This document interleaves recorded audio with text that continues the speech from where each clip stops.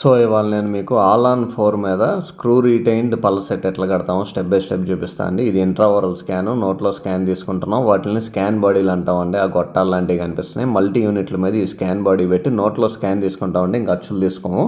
Next ఇది exo క్యాడ్లో design చేస్తామండి. ఇది కూడా మన దగ్గరే ఉంది. బార్ డిజైన్ చేస్తున్నామండి. ఈ బార్ మెటల్లో వస్తుంది. అవి స్క్రూ ఛానల్స్ అండి.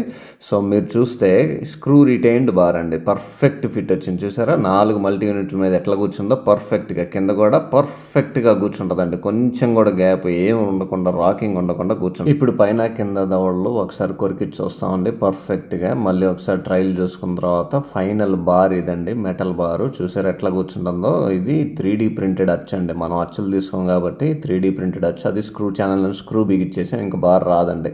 సో సిమెంట్ ఉండదండి. ఇప్పుడు నోట్లో కూడా మీకు చూపిస్తాను. బార్ ట్రయల్ అండి ఇది. బార్ అట్లా నోట్లో పెట్టేసి దానికి ఒక్క స్క్రూతో బిగించినా కానీ ఇంకా కదలదండి. ఒక్క స్క్రూతో బిగించినా చక్కగా పట్టుకొని ఉంటుంది. దీన్ని షెఫీల్డ్ టెస్ట్ అంటామండి. ఇది మనం ప్రతిసారి చూస్తాం. బారు పర్ఫెక్ట్ కూర్చుంటుంది 4 మల్టీ యూనిట్ల మీద.